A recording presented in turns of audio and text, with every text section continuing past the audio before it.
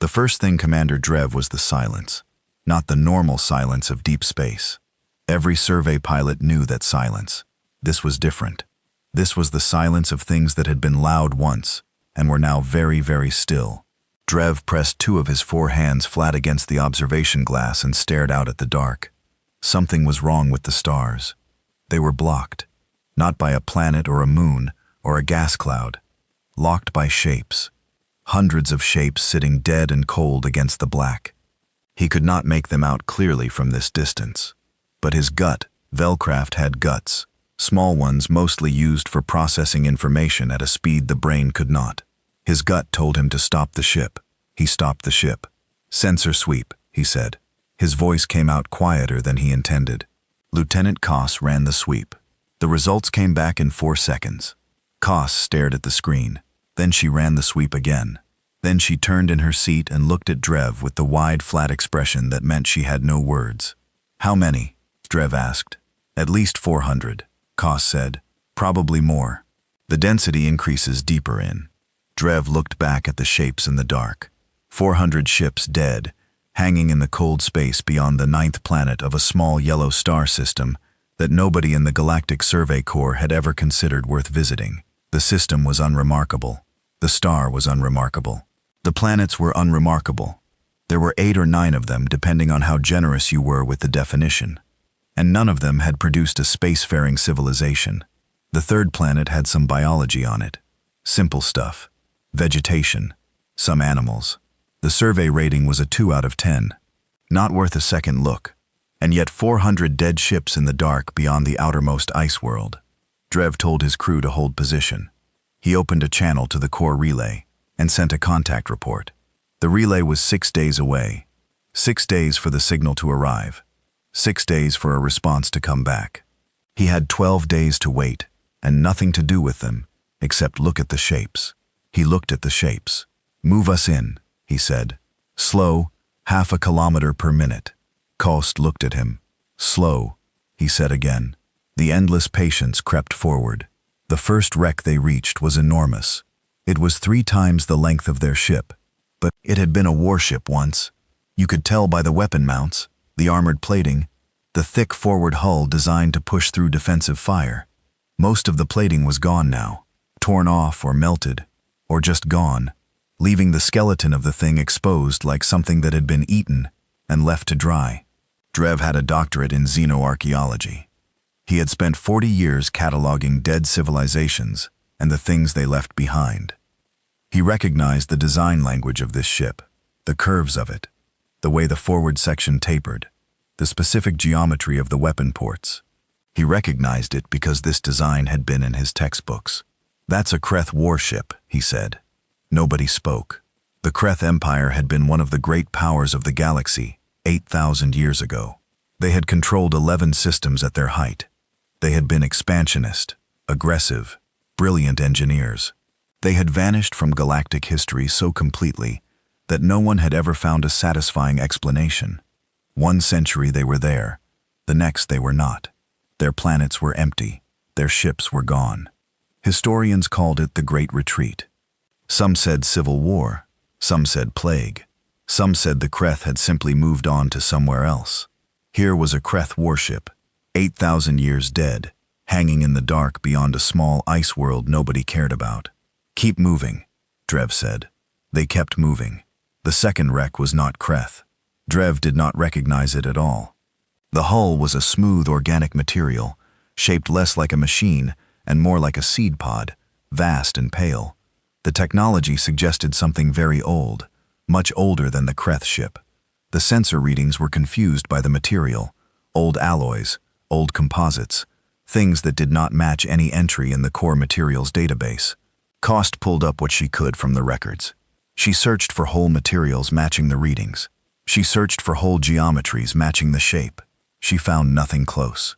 "Not in the database," she said. "Take samples," Drev said. "Mark the position." They marked it and moved on. 3 hours into the field, Drev stopped counting individual wrecks. There were too many. They were everywhere.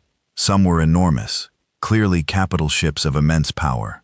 Some were small, escort ships or fighters, clustered in dead formations around the larger ones, as if they had been trying to protect something and had failed.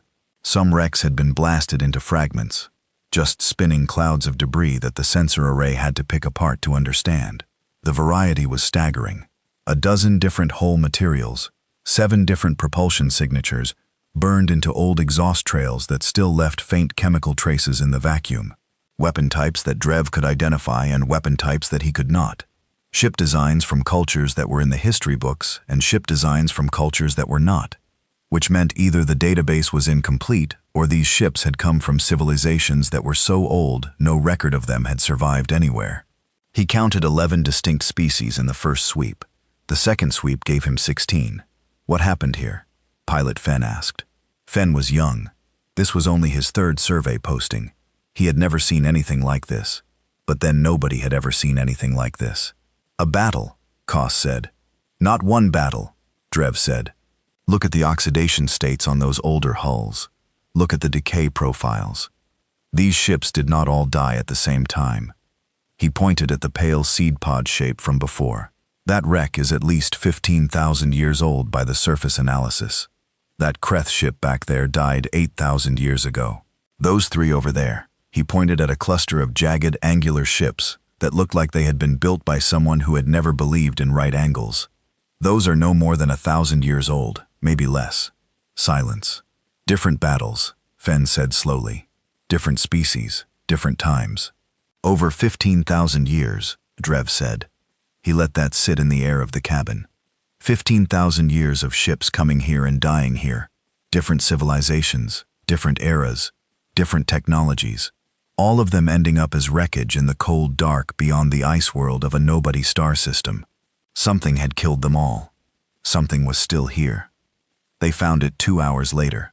It sat at the center of the graveyard the way a stone sits the center of a frozen pond. Everything around it was death and drift. It was not dead, and it was not drifting. Drev had thought approaching that it would be a planet, a heavily fortified moon perhaps, something natural that had been built upon. He had been trying to build a theory around what kind of natural geography could serve as the anchor point for 15,000 years of killing. It was not natural. It was built. The structure was difficult to look at, not because it was ugly, because the scale of it was wrong. His brain kept trying to assign it a size and kept revising upward. It took him 3 separate sensor sweeps before the number settled, and even then it did not feel real. The main structure was 60 kilometers across.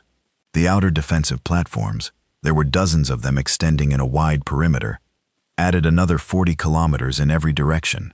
The whole complex was larger than some moons.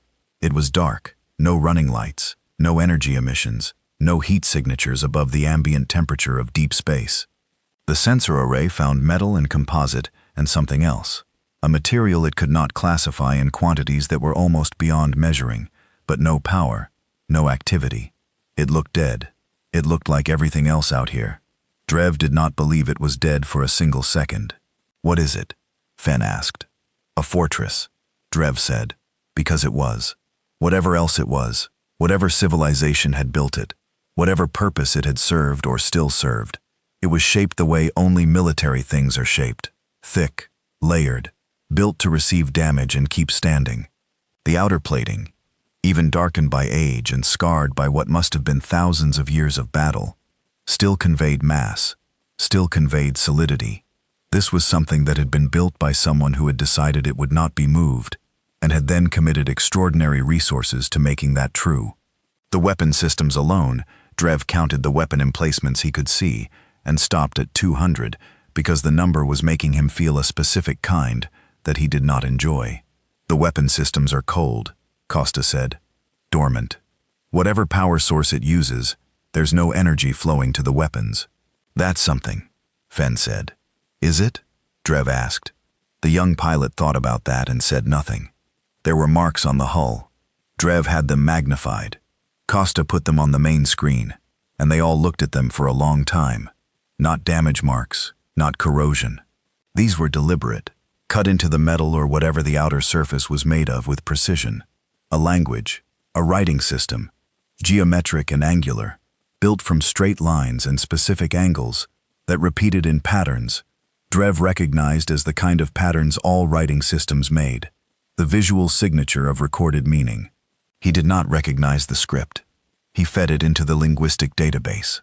The database contained 412 known writing systems from 69 different species cultures, living and extinct. It searched for a match. No match found. Unknown script. Costa read from the screen. Pull the closest visual approximates, Drev said. The database offered 3 possible matches. Visual similarities only, no linguistic correspondence. The first was a dead trading script used by a minor species from the outer arm, extinct for about 9,000 years. The second was a ceremonial marking system from a civilization that the historical record named only as the Builders, a species so ancient that nothing was known about them except that they had apparently constructed several megastructures before vanishing. The third was flagged as speculative, a script fragment recovered from a single damaged artifact in a museum collection, origin unknown. Drev looked at the marks on the fortress wall, geometric, angular, precise, cut by something that understood exactly what it was doing, cut by something, some being, some hand, some mind, that had looked at this fortress and decided to write on it. Were they boasting? Were they warning? Were they logging something the way a traveler cuts marks into a stone to count the days? He did not know. "I want a full recording of every mark visible on the outer hull," he said. "Full detail, every angle. We'll send it with the contact report." He looked at the fortress. He thought about the ships behind him. Hundreds of ships. 16 species minimum. 15,000 years of dead. All of them had come here. None of them had gone home. Something about that fact organized itself in Drev's mind with a clarity he did not want. He was a scientist. He believed in data and analysis and the slow work of understanding. But he was also Velkrat, which meant he had a gut, and his gut was speaking to him in very plain language right now. He was looking at something that had fought the Kreth Empire and won. The Kreth Empire had conquered 8 star systems. The Kreth Empire had weapons platforms that could crack a moon. The Kreth Empire had been the most powerful civilization in the galaxy for 2,000 years before they disappeared, and every historian who had ever studied them agreed that they had not disappeared because someone had beaten them, except here. Whatever this fortress was, whatever had built it, something had beaten them here, and it had beaten everyone else who came after. 16 species, possibly more, across 15,000 years. Drev thought about the third planet, the one with the simple biology, the vegetation and the animals, the survey rating of 2 out of 10. He thought about the alignment. The fortress sat at a specific position relative to the system, not random, not accidental. If you drew a line from the fortress to the system's center, the third planet was on that line. He thought about that for a long time.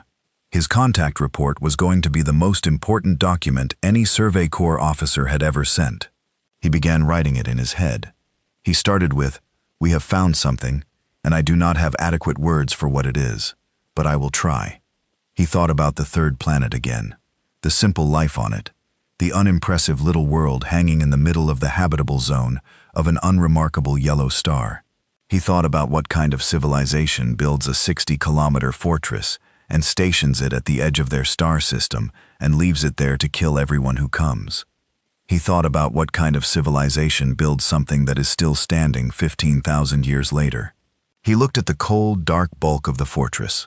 It looked back at nothing. It had no lights. It had no heat.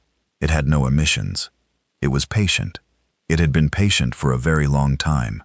Drev pulled his hands away from the observation glass and walked back to his console and sat down. His whole body felt like it needed to be very careful about where it was and what it was doing, like the universe had just gotten larger in a way that changed the rules. "We hold position," he said. "We observe. We do not approach further." Nobody argued. The endless patient sat in the dark and waited for a reply that was 12 days away. The fortress sat in the dark and waited for something that might have been much longer. The contact report reached the Survey Corps relay station at 0340 sister time, which meant the duty officer who received it was tired and under-caffeinated and had been watching a recorded drama for the last 3 hours. Her name was Coordinator Fess. She was Orvani, which meant she had 4 eyes and no patience for things that disrupted quiet night shifts. She opened the report because it was flagged urgent. She read the first paragraph. She put down her drink. She read the first paragraph again. Then she opened the priority channel to the Corps director and called him at home and told him he needed to read something. And no, it could not wait until morning. The director read it. He called the High Survey Council. The High Survey Council called the Galactic Assembly Liaison. The Galactic Assembly Liaison was at a dinner party and stepped outside to take the call and never went back inside. By the time Commander Drev received his reply, 12 days later, the contact report had already passed through 47 different offices across 9 species governments. It had generated 112 internal memos, 2 emergency council sessions, and a classified military assessment that 7 different admirals had signed off on, with hands that were not entirely steady. The reply to Drev was short. It said, "Hold position, do not approach. Do not attempt communication. Reinforcements en route, estimated arrival 40 days. At the bottom, added by someone whose name was redacted, were 4 words. You did right, Commander." Drev read it twice. He folded it. He went back to the observation window and looked at the fortress. 40 days. He had been looking at it for 12 already. It had not moved. It had not powered up. It had not done anything except sit there being enormous and cold and covered in script that nobody could read. Every day, Cost ran a full sensor sweep, and every day the results were the same. Dormant, cold, patient. He was starting to feel like the fortress was aware of them in the way a very large and very confident thing is aware of something very small. Not threatened, not curious, just aware. He did not share this thought with his crew. The reinforcements were not just Survey Corps ships. Drev had expected maybe 3 or 4 vessels, a senior archaeologist, some specialist equipment, maybe a small military escort, because the Corps had protocols about sites that might contain active weapon systems. What arrived on day 41 was a fleet, 40 ships. 20 of them were Velcraft Navy. 8 were Orvani Science Directorate vessels. 4 flew the banner of the Thorn Collective, who had not cooperated with anyone on anything in 60 years, but had apparently made an exception. The rest were a mix. Sendule, 2 species Drev had only ever read about in diplomatic briefings, all of them stopping their ships at the edge of the graveyard, all of them going quiet as the sensor sweeps came back. The fleet commander was Admiral Sorev. She was old, even by Velcraft standards, and she had the kind of face that had spent decades making fast decisions and was very good at not showing what those decisions cost. She came aboard the Endless Patience because it was the only ship that had been here long enough to know anything. And she sat across from Drev and read his full report, expanded one, the one he had spent 40 days writing and refining, without saying a word. When she finished, she looked up at him. "How many distinct species in the wreckage?" she asked. 22 confirmed, he said. "We believe there are more that we have not identified. The oldest debris may belong to civilizations with no surviving record." She nodded slowly. "The Kreth, yes. We always believed the Kreth simply left," she said, "that they found something more interesting and moved on." "Some of them did," Drev said, "or tried to. The ships in the graveyard represent only a portion of their military capacity at the time of their disappearance. They sent a war fleet here, Admiral, not their whole civilization. Whatever happened to the rest of the Kreth, some of them came to this star system with warships and did not return." Sorev looked at the report. She looked at the image of the fortress on the screen beside her. "And it is still cold," she said. "Still cold," he said. The xenolinguists arrived on day 43. There were 6 of them, 3 species, and they set up their equipment in the largest cargo bay of the fleet science vessel and began working on the script from the fortress hull. They had Drev's recordings, which were detailed. They had every known writing system in every database any of the assembled species governments maintained. They cross-referenced, compared, pattern-mapped, and argued with each other in 3 different languages. On day 47, their lead researcher, a very thin Orvani named Dr. Was, came to Admiral Sorov with a preliminary finding. The script was not in any database, but there were fragments, not of this script, but of something related to it, in the recovered archives of the Kreth. The Kreth had kept records, and those records had survived in partial form in 3 different galactic museums. In those records, the Kreth made references to a species they had encountered at the edge of what they called the empty quarter, the region of space they believed to be uninhabited and of no strategic value. The Kreth had a name for this species. It translated roughly, with all the uncertainty that came from translating a dead language, as something between the stubborn ones and those who will not fall. The Kreth records indicated this species had been contacted twice. The first contact had been an attempt at negotiation. The Kreth wanted access to the empty star system for resource extraction. The response had been what the Kreth described as a refusal, delivered without appropriate deference. The second contact was the war fleet. The Kreth records stopped there. That particular archive had no further entries. The Vel Kreth and Orvani and Thorn historians on the fleet found similar threads when they searched their own deep archives. The Thorn had a 7,000-year-old oral tradition about a star system at the edge of explored space, where something terrible waited. Their ancestors had called it the sealed door, and the telling of it included a warning: do not knock, for what is inside does not sleep. It only rests. The Orvani archives had a brief reference in a diplomatic record from 6,000 years ago.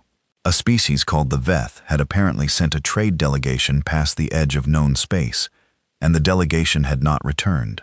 A second expedition sent to find the first had sent back a single transmission. There is a wall here, and the wall has weapons, and we are turning around. The Veth had survived because they turned around. They were still alive. A small, spacefaring civilization somewhere in the mid-arm. The dual archives found a war memorial, 3,000 years old. It honored a fleet of 200 ships that had been sent to secure a region of space beyond the outer system of a yellow star.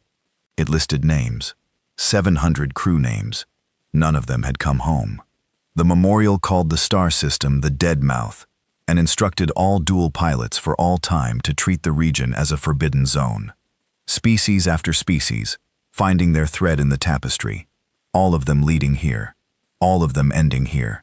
On day 52, one of the Thorn science vessel sent a probe into the graveyard. This was approved, controlled, standard procedure for a site assessment. The probe moved slowly, broadcasting a non-threatening signal, performing detailed scans of the debris. It had been operating for 6 hours without incident, when its pilot moved it onto a trajectory that brought it within 2 kilometers of the outer defensive platforms of the fortress. This was not approved. The pilot, young, curious, overeager, had made a decision without telling anyone.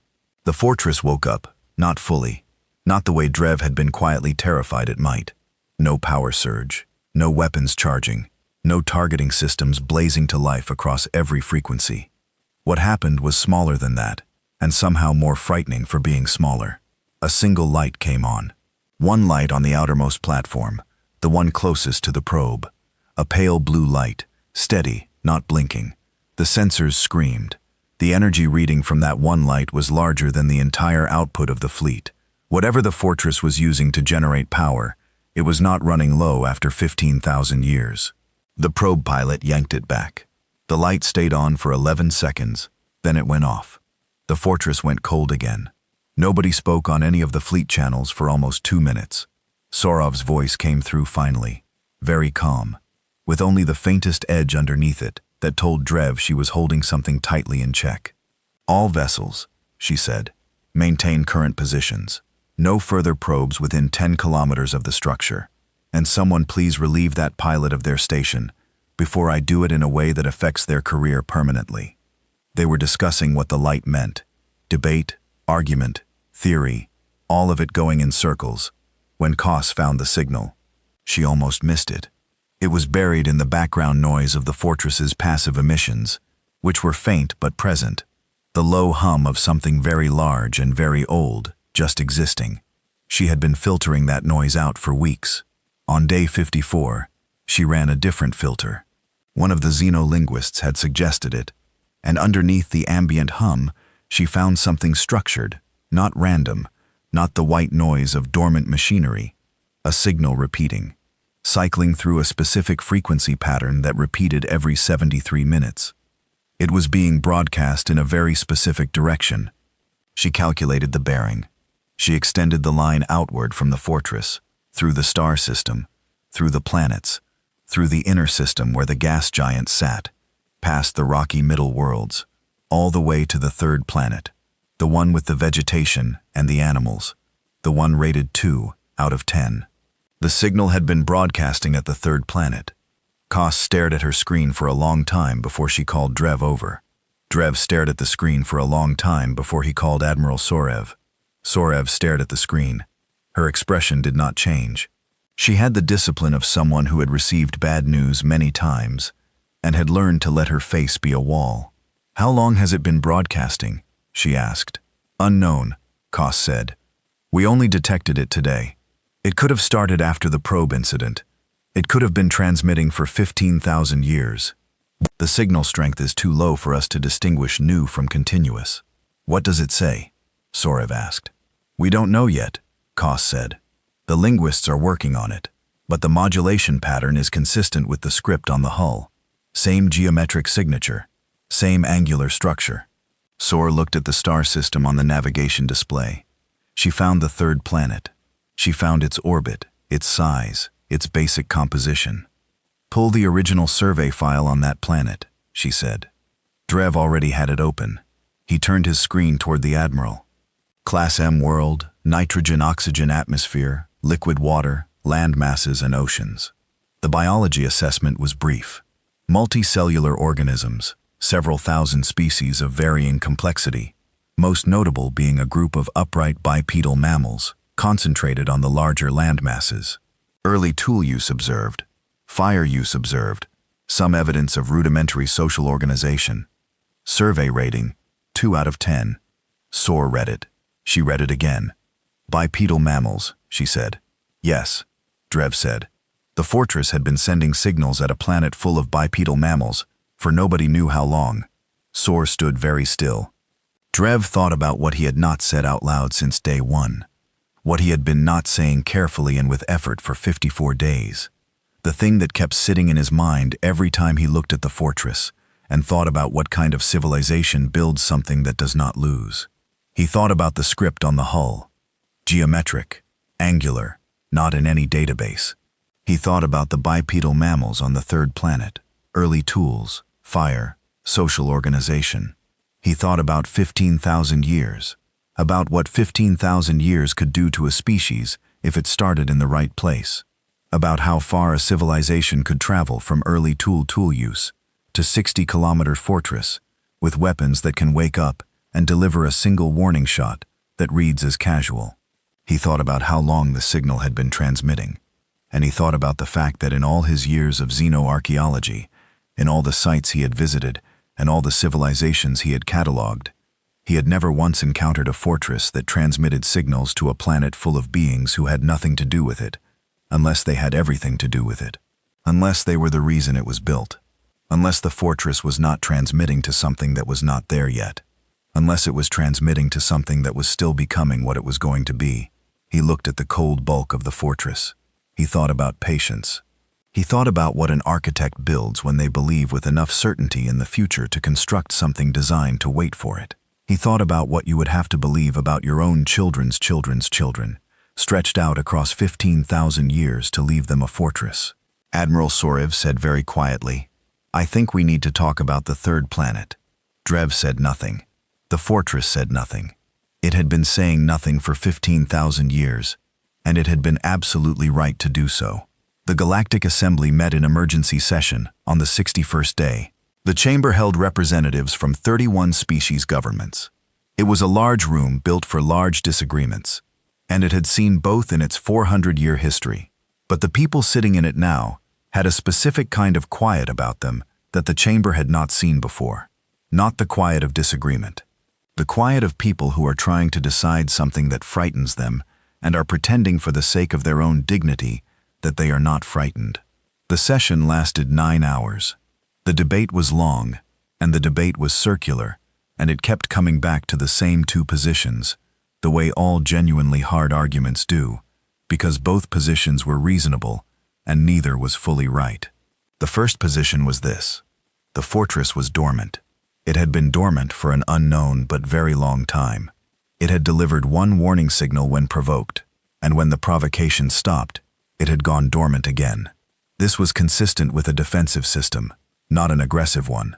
A defensive system that had been built to protect something and was still, after 15,000 years, protecting it.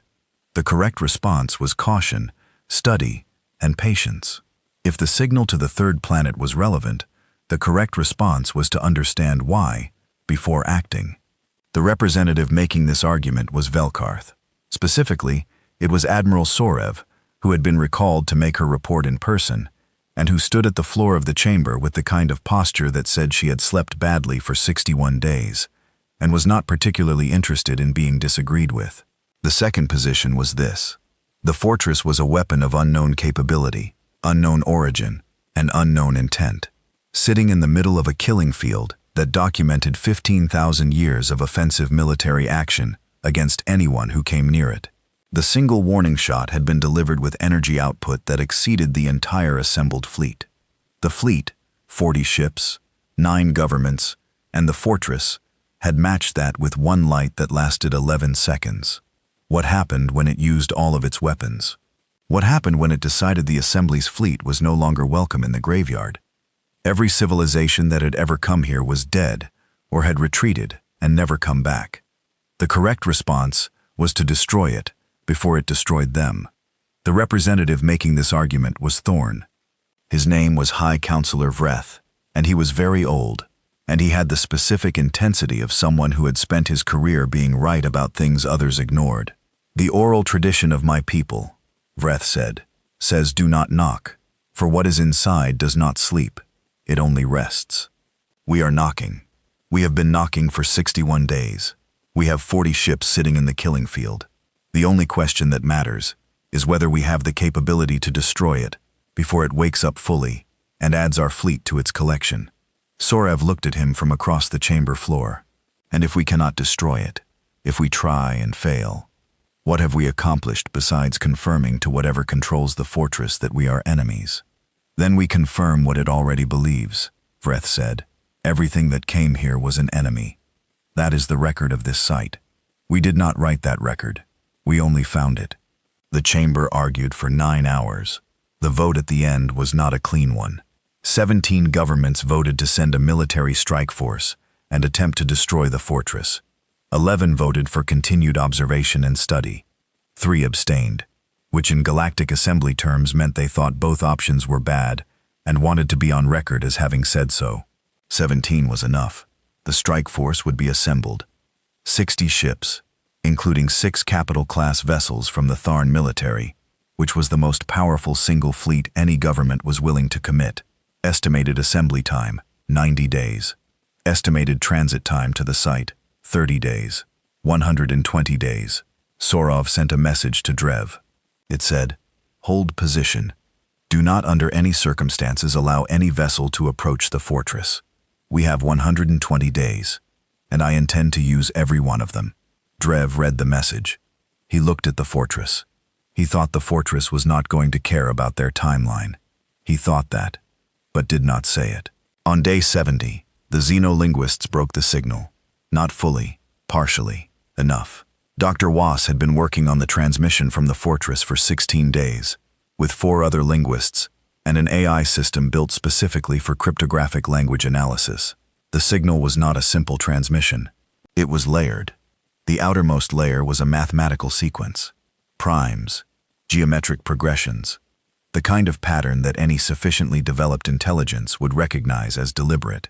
Below that was a phonetic key, structured like a dictionary, pairing sounds to symbols from the Hull script. Below that was the message itself. The mathematical layer was designed to be solvable. It was an invitation to keep digging, a way of saying, if you are smart enough to find this, you are smart enough to go further. The phonetic key had taken most of the 16 days. The message itself, once they had the key, took 4 hours. Was brought the translation to Drev and Sorev together. He set it on the table between them. Neither of them picked it up immediately. Then Sorev reached out and took it.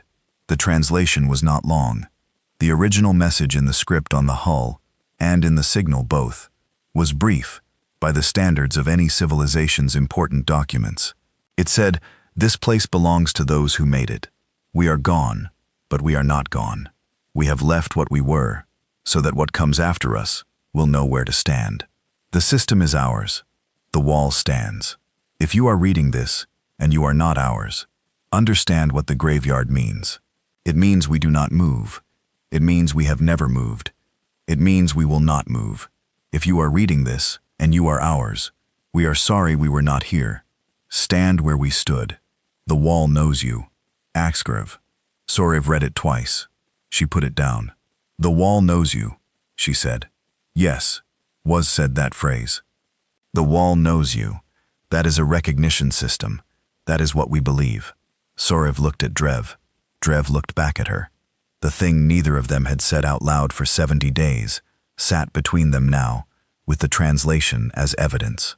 "The survey data on the third planet," Sorev said. "How old is it?" Drev had already checked. He had checked it on day 54 when Kos found the signal, and he had checked it again on day 60, and again, 3 days ago, when the linguistic team started making progress. "The original survey was conducted 212 years ago," he said. "Standard flyby. No detailed assessment. The bipedal mammal notation was made by the survey drone's automated biological scanner. There has been no follow-up survey. 212 years. In 212 years, a species with early tools and fire and rudimentary social organization could do a great deal or nothing at all. Most species with early tools and fire and rudimentary social organization did nothing at all for a very long time. Tens of thousands of years of very slow progress, but some did not. Some moved fast. "We need a current assessment of the third planet," Sorov said. "We sent a scout drone yesterday," Drep said. "It will reach the inner system in 11 days. Sorov nodded. She picked up the translation again. She read it a third time. "The wall knows you. A recognition system built into a 15,000-year-old fortress. Waiting for what? For whom?" The scout drone reached the inner system on day 81. Its automated systems began a standard biological survey of the third planet. It swept the atmosphere, analyzed the surface, categorized the land masses and water bodies, and the distribution of life forms across both. The report it sent back was not what anyone expected. The third planet was not primitive. There were cities, thousands of them, on every landmass, connected by networks of infrastructure visible from orbit. There was industry. There were satellites, dozens of them in low orbit, higher orbit, several at Lagrange points. There were what appeared to be large installations planet's single large moon. There was debris in the outer system suggesting regular travel beyond the inner planets. There were, at the very edge of the scout drone's sensor range, what appeared to be the engine signatures of spacecraft. The bipedal mammals had not spent the last 212 years sitting around fires. They had cities. They had satellites. They had spacecraft. They were spacefaring. Was read the drone report and sat very still. "They are not a primitive species," she said. "They were," Drev said. 200 years ago they were. 200 years, Was said. She understood what that meant. Every linguist understood history. 200 years was nothing. 200 years was the blink of an eye in civilizational time. For a species to go from early fire use to orbital satellites in 200 years was not impossible, but it was unusual, very unusual. The standard developmental curve for a spacefaring species, once they achieved reliable combustion technology, was 600 to 1,000 years to first orbit. These ones had done it in less than 200. She thought about the signal broadcasting at that planet, broadcasting for an unknown number of years. She thought about what the message said. "If you are reading this, and you are ours." She thought about a recognition system waiting in a dormant fortress. She thought about a civilization that built something 15,000 years ago, left a message in it, aimed a signal at a small world where something was being born, and waited, patient, impossibly patient. "They are going to come here," Was said. "Not yet," Drev said. "The drone assessment suggests early spacefaring capability. Interplanetary, possibly. Not interstellar." "Not yet," Wa agreed. She looked at the drone report, at the cities and the satellites and the moon installations. "They are moving fast," she said. "The signal reached the human monitoring station on the edge of the solar system, on what humans called a Tuesday. The station was called Sentinel-4. It sat in a stable orbit far beyond the last planet, one of 7 automated listening posts humanity had placed at the edges of the solar system 15 years ago as part of the Deep Space Early Warning Network. The network had been built to detect incoming signals, debris, and anything else moving toward the inner system from the dark. It had spent 15 years detecting mostly nothing, which was what everyone expected and hoped for. Sentinel-4's antenna array caught the signal on a routine sweep. The onboard AI flagged it not as a threat. The signal was not moving. It was not a projectile or an object on an intercept course. It was a broadcast, a transmission, structured and repeating, originating from a point well beyond the outermost planet, in a region of space that the Deep Space Network had scanned many times and always found empty. The AI ran its standard signal analysis. The transmission did not match any known human encoding system. It was not random. The mathematical structure of the outermost layer was identifiable. Sequences, geometric progressions, and the AI flagged it as a possible artificial signal of unknown origin and forwarded it to Earth with a priority tag. At the Deep Space Signal Analysis Center in Bangalore, a junior researcher named Priya Shen was the first human being to look at it. She looked at it for a long time. She pulled up the direction of origin. She mapped it against the outer system.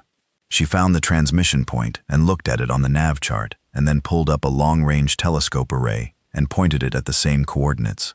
The telescope found wreckage, hundreds of pieces of wreckage, and something else sitting at the center of the wreckage, large enough to register as a solid mass on the optical array. Dark still, no emissions visible. Priya Shen stared at her screen. She was 26 years old, and she had wanted this job since she was 9.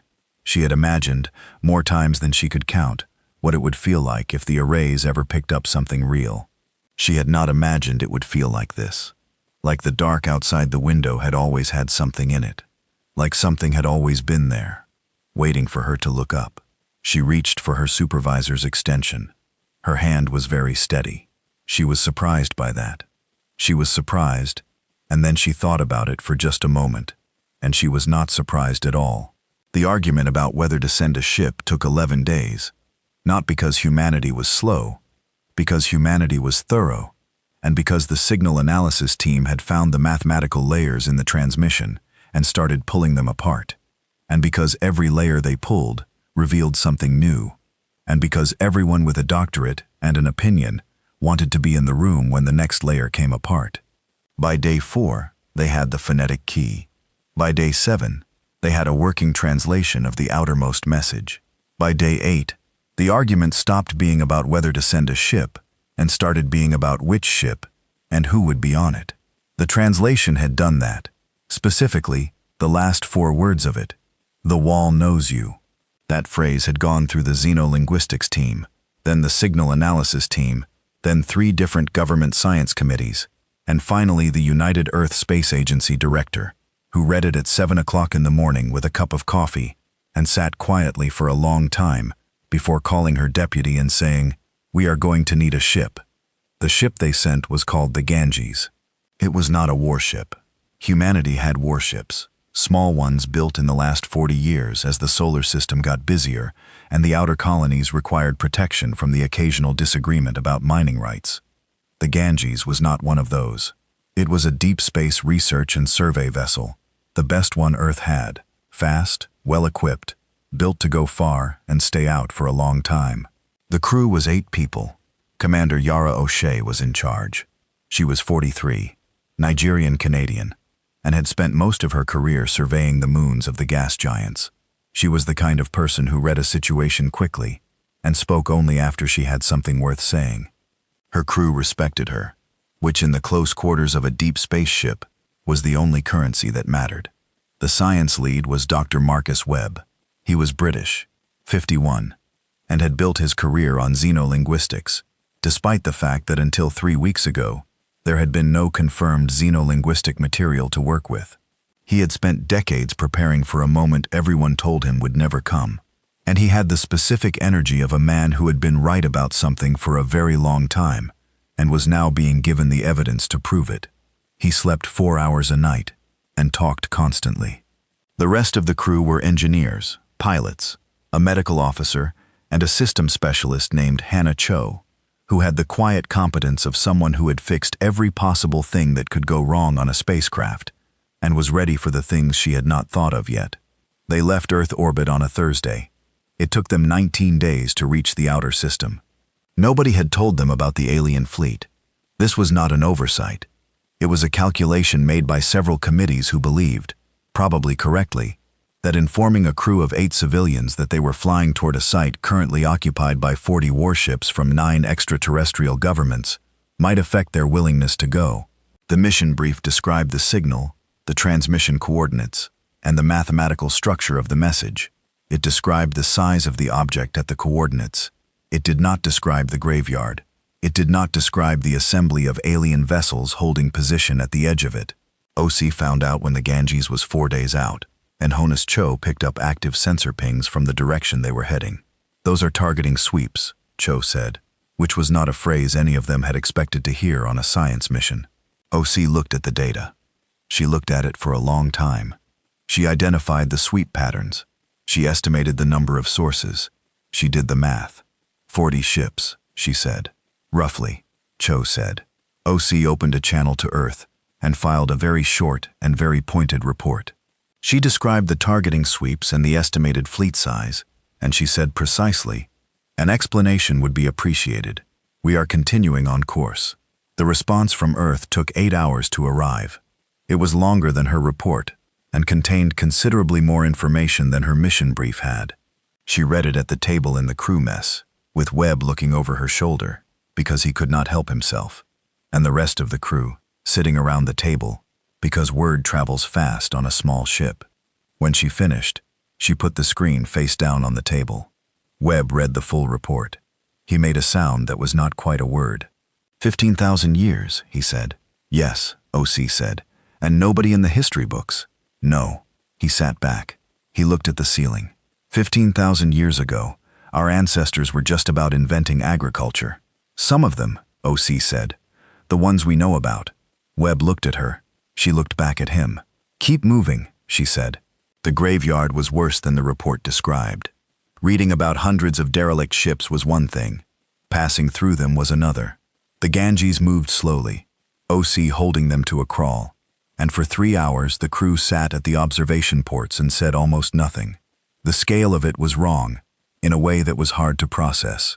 Not just the number of wrecks, the variety of them.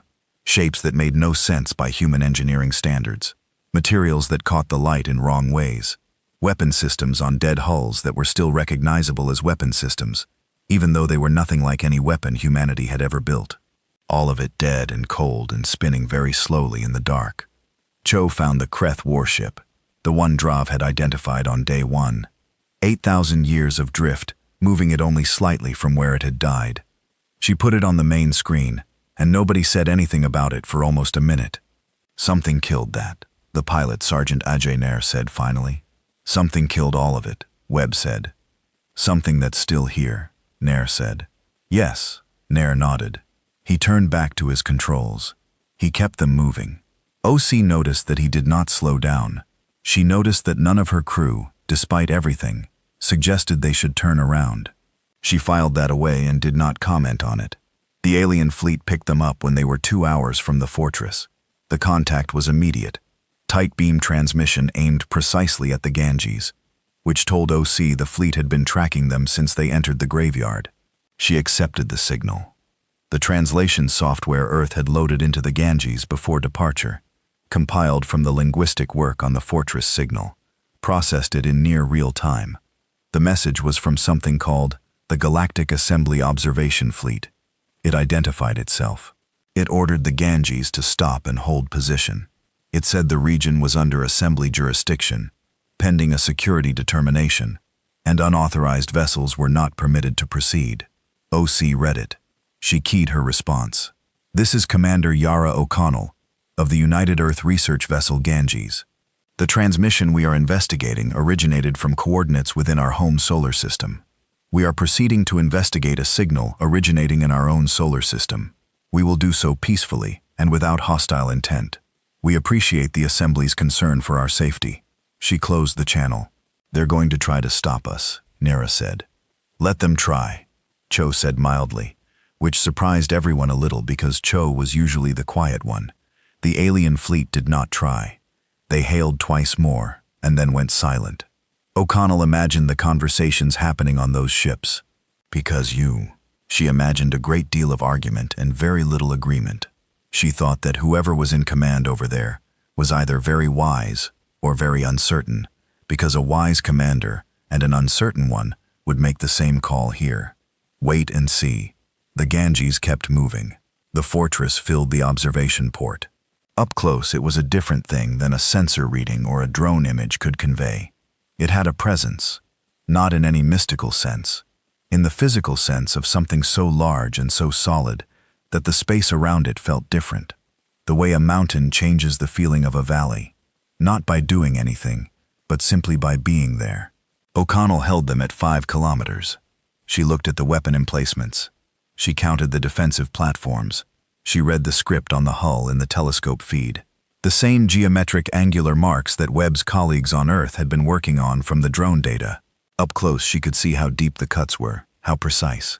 Not the work of automation, the work of something with hands and intention. It's dark, Nera said. No power signature. The alien fleet said it woke up when they got too close, O'Connell said. We're close, Nera said. We are, she said. She opened a channel on the frequency the transmission had been using. She did not know what to say. She thought about what the message had said. She thought about the last 4 words. She said, "This is the Ganges out of Earth. We received your message." The silence after that lasted 11 seconds. Then the fortress lit up. Not a single warning light. All of it. Every platform, every emplacement, every surface flooding with a steady blue-white light that made the surrounding dark look even darker by contrast. The sensor board screamed. Webb grabbed his console. Nera's hands were on the controls. "Weapons?" Osei asked, her voice level. "No," Cho said, reading fast. "No weapons charging. Power's up across the whole structure. But it's not combat configuration. It's more like..." She stopped. She looked at her screen. "It's like it just woke up. Full systems running diagnostics. It's Osei. It's running diagnostics. Like a ship that just came out of standby." "How long was it in standby?" Webb asked. Nobody answered because nobody knew. But everybody thought about it. A door opened in the hull. Not a weapon port. Not a defensive system cycling up a door. A large one clearly designed for a ship to dock with. Set into the main structure in a position protected on 3 sides by the fortress's own bulk, the Ganges sat there for a moment. "It opened a door for us," Nera said. "Yes," Osei said. "We're going in," Nera said, not a question. "We're going in," she confirmed. The docking bay inside was large enough to hold 20 times the size of the Ganges. The air was breathable. That was the first thing the sensors confirmed, and it was the thing that made Webb sit down heavily in his seat, because it meant whoever built this had known who was coming. You did not fill a bay with a nitrogen-oxygen atmosphere by accident. You did it because you knew what was going to dock there. The gravity was standard Earth gravity. The temperature was 21 degrees Celsius. The lights that came on when they stepped off the ship were tuned to a wavelength that human eyes found comfortable and clear. "They built this for us," Webb said. "They built this for someone like us," Osei said. "No," Webb said quietly. "Look at the door height. Look at the proportions of this space. Look at where the lights are positioned." He turned slowly, taking it all in. "They built this for bipedal beings of approximately human height, with eyes approximately where our eyes are." Nobody argued with him. They went deeper. The records room was at the heart of the fortress. It was not locked. The door opened as they approached. Inside, the walls were covered floor to ceiling in the angular script, but there were also images. Not photographs, not screens. Something between the two. Surfaces that held images the way paper holds ink, fixed and permanent.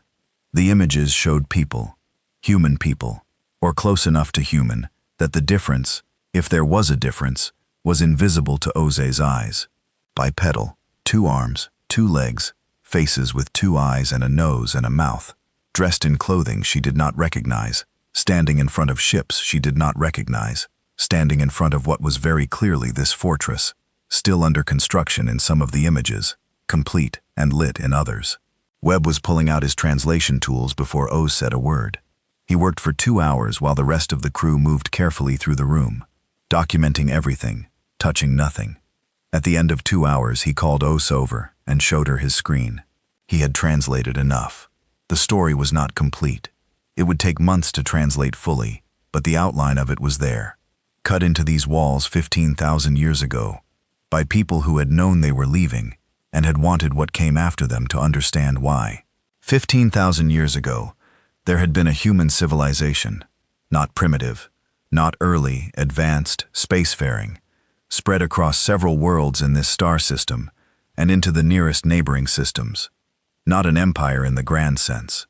The records described something more like a network, many communities, many voices, held together by shared technology and shared history, rather than by conquest. They had not been alone. The galaxy then, as now, was full of other civilizations. Most of those civilizations had looked at the small network of human worlds and seen something to be taken: resources, space, labor, something. The wars had been long. The records described them without self-pity and without dramatics, the way people who have been through terrible things sometimes describe them, plainly, because the weight of the event does not need decoration. The human civilization had nearly been destroyed. 3 separate times enemies had come within reach of the home world. 3 separate times something had stopped them. After the 3rd time, the survivors had made a decision. They built the fortress. They called it, in their own script, something that Webb translated first as the last argument, and then revised to the word that ends the conversation. They built it over decades. They put everything they had learned about war and defense and endurance into it. They designed it to run without them, to maintain itself, to protect the system from anything that came, forever, or as close to forever as engineering could reach. They built into it a recognition system, DNA keyed, biological signature keyed, that would identify the descendants of the builders and open for them alone. Then they left. Not all of them. Some stayed on the home world, starting over, going back to simpler things, waiting to grow again, into whatever came next. But most of them left, went deeper into space, beyond the reach of the enemies who had broken them, looking for somewhere safe, looking for somewhere new. The records did not say where they went. The last entry in the records room simply said, "We will not be back, but you will be here. You are always going to be here. We left you the wall. The wall will hold. It has always held." O.C. read it on Webb's screen. She read it a second time. She looked at the images on the walls, at the faces of people who were 15,000 years dead, and looked enough like her that she could have passed them on a street. Her ancestors had nearly been wiped out of the galaxy before agriculture, before cities, before writing, by the history humanity knew. Some part of her civilization, some part that had never made it into any history book, that had risen and fought and broken and made the hardest decision available, had left and left the wall standing, and the wall had held every single time. She thought about the graveyard outside, about the Kreth Empire and the Tharn stories, and the Dual Memorial, and 16 other species, and 15,000 years of trying. She thought about what the fortress had said to all of them, without ever saying a word. She thought about the strike fleet that was now Philogy. She checked her count. 71 days away. She straightened up. "Webb," she said. "How long to translate the technical documentation, the weapon systems, the defense architecture, how it works?" Webb looked at her. "You think we should learn how to use it?" He said. "I think O.C. said that it belongs to us." She said it simply, without drama, the way a person states something that is just true. Webb was quiet for a moment. 6 weeks, he said. "Maybe less." "Start now," she said.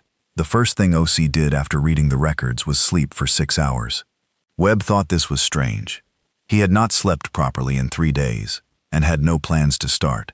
The records room had more walls, and every wall had more script, and he was not going to stop until he had read all of it, or his body gave out, whichever came first. O.C. slept because she had learned, over 20 years of long missions and hostile environments, the decisions made on an empty and exhausted mind were the kind of decisions you spent the rest of your career explaining. She had a strike fleet coming, and 71 days to be ready for it, and she needed to be sharp for all 71 of them. She woke up, ate, and went to find Cho.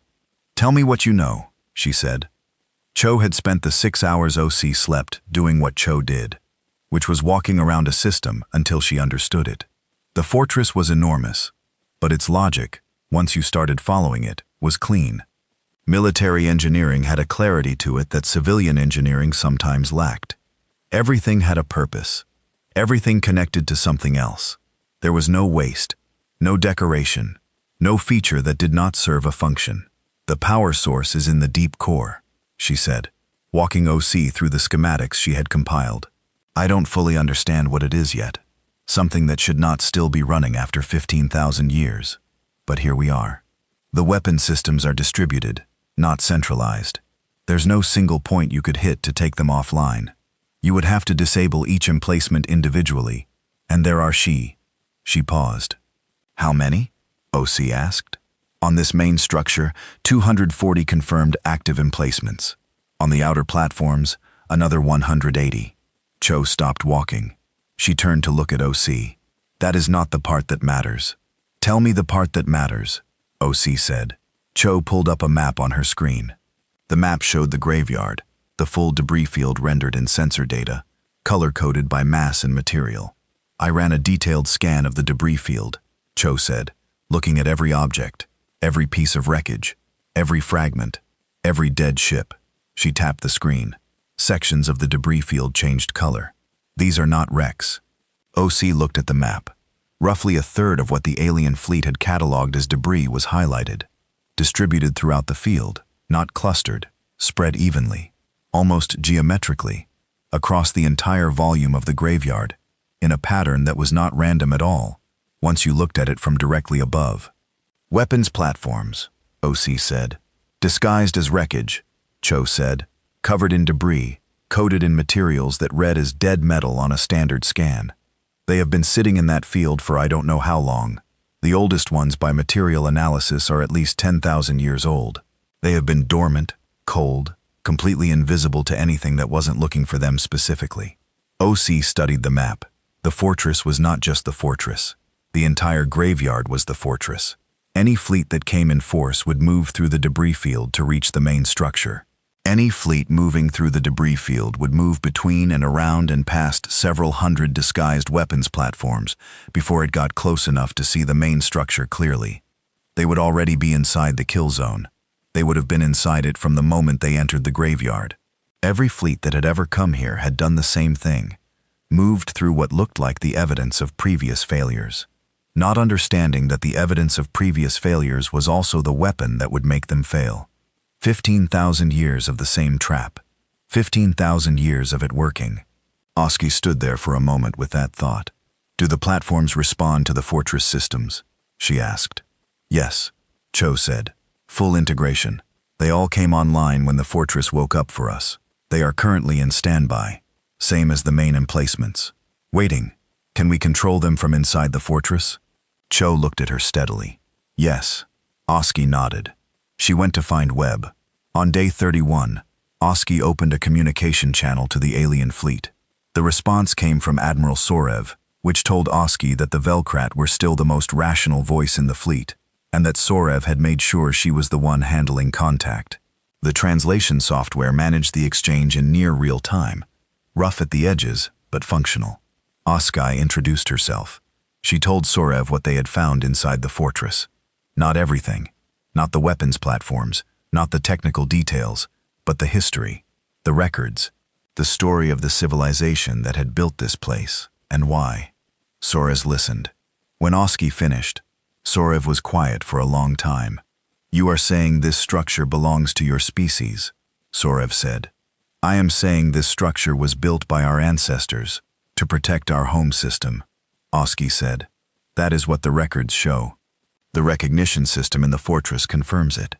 It opened for us and for no one else in 15,000 years." Another silence. "A strike force is coming," Sorev said. 60 ships. I want you to understand that I do not personally support this action.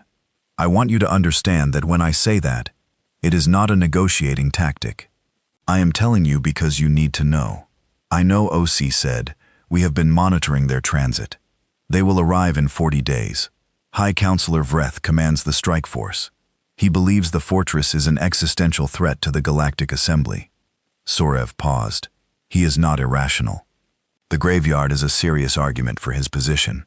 The graveyard, OC said carefully, is evidence that the fortress defends itself when attacked. That is not the same as an existential threat. I know that, Sorev said.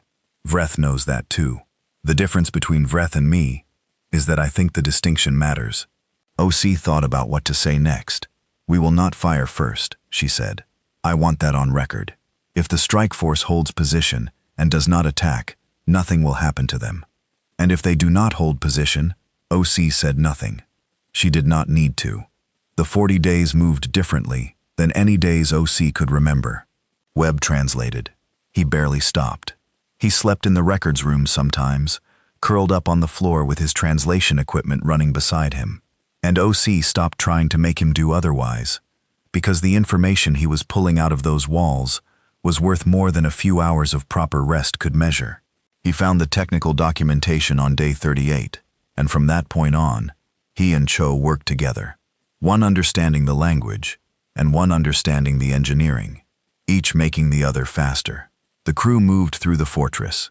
They learned it the way you learn a ship you are going to rely on, not just the systems, the shape of it, the way sound moved through the corridors, the specific light in specific rooms, the feeling of walking through something that had been built to last and had delivered on that completely. Nair spent most of his off hours in the docking bay, running his hand along the walls. He never explained why. Nobody asked. On day 39, Cho brought all the weapon systems fully online for a test cycle. She did it carefully, one system at a time, reading the response, calibrating. The energy output was staggering even at 20% capacity. She ran it for 4 minutes, and then powered back to standby, and sat quietly for a while afterward. It works, she told Osea. All of it? Osea asked. All of it? Cho said. Every emplacement, every platform in the field, everything.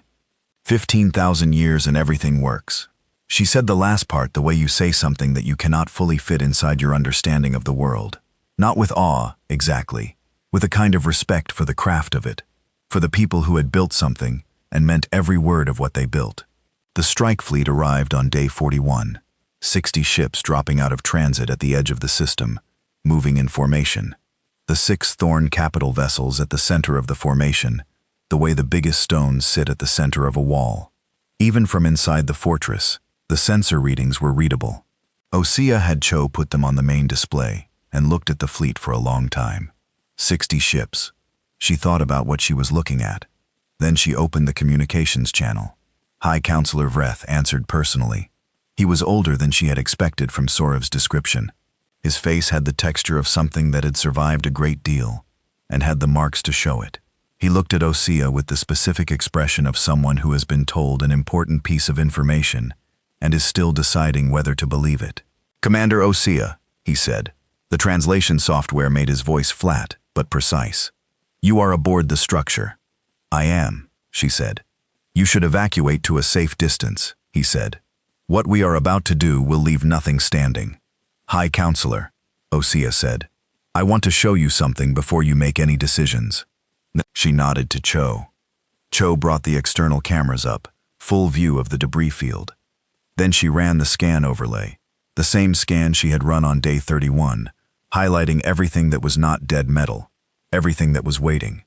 She broadcast it to the strike fleet. On 60 ships, sensor operators and commanders and tactical officers looked at their screens and saw the graveyard reclassified in real time, saw the debris field resolve into something that was not a debris field, saw the weapons platform scattered through it like seeds in soil, evenly, deliberately, in a pattern that had a word for it, and the word was kill zone. The fleet channel went very quiet. Vreth looked at the screen. He looked at it for a long time. His face did not change, but something behind his eyes did.